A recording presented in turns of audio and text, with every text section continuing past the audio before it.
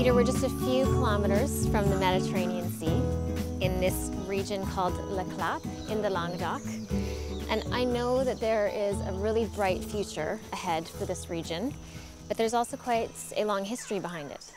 Yes, vines have been grown here for over 2,000 years, initiated by the Romans following the invasion that started in 118 BC.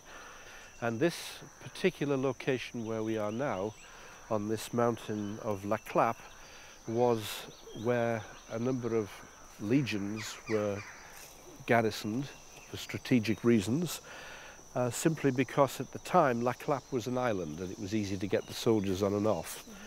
Following the invasion, when Julius Caesar came back for the second time, he gave away a lot of the land to his administrative personnel and generals and the legionnaires that had served well, and many of them planted vines and made wine. Now, I know that we don't really have specifics on what wine varietals they were planting, but what are you planting here today? Well, this is predominantly a red wine vineyard. Half the vineyard is planted in Syrah, 20% in Grenache, 15% in Marselan and 5% in Carignan. How would you describe the taste of some of the grapes that you grow, the Syrah, the Marselan? Well, the Syrah has a particular aromatic spice to it, very peppery, very strongly flavoured, and very characteristic of this part of the world, of the Mediterranean climate, which makes it completely different from a Syrah that you might get from Australia or from California, for example. And Marselan is relatively new. Marselan was also developed specifically for this part of the northern Mediterranean, and it's a hybrid between Cabernet Sauvignon and Grenache.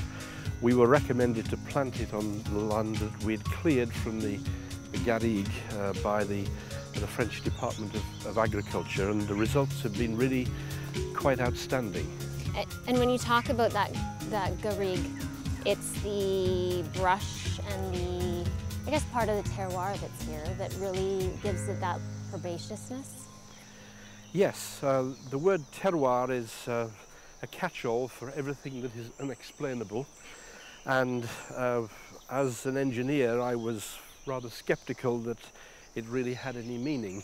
But having been here now for 10 years and seen what happens here in this vineyard, I do believe that there are characteristics that determine the taste and the flavours of wine from a particular area.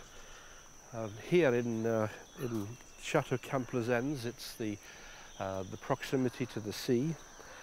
It's also the fact we're surrounded by this vegetation, which brings a lot of herbaceousness and savours to the wine through the rosemary and thyme and juniper.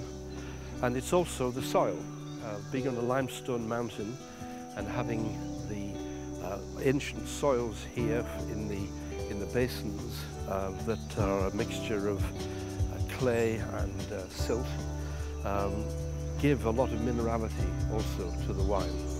And we put those elements together with the effect of the sea mists which occur during several periods of the summer period, and we get flavours that are really quite outstanding. You weren't a believer in terroir, and now you obviously are. What else do you believe about this region? Well, I believe it has a tremendous future. We came to Languedoc because we believed in the potential of the region.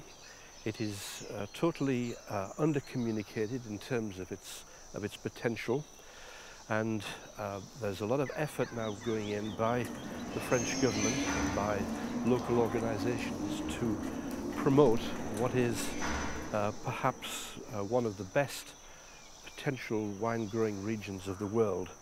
Languedoc is still perhaps the biggest wine growing region, but the least well understood.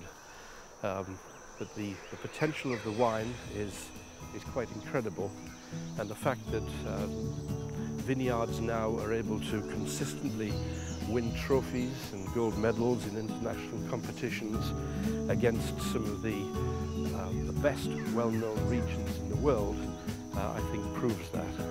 That sounds great. I think we should go give that Syrah and Marcelin blend a try. I think we should indeed, yes.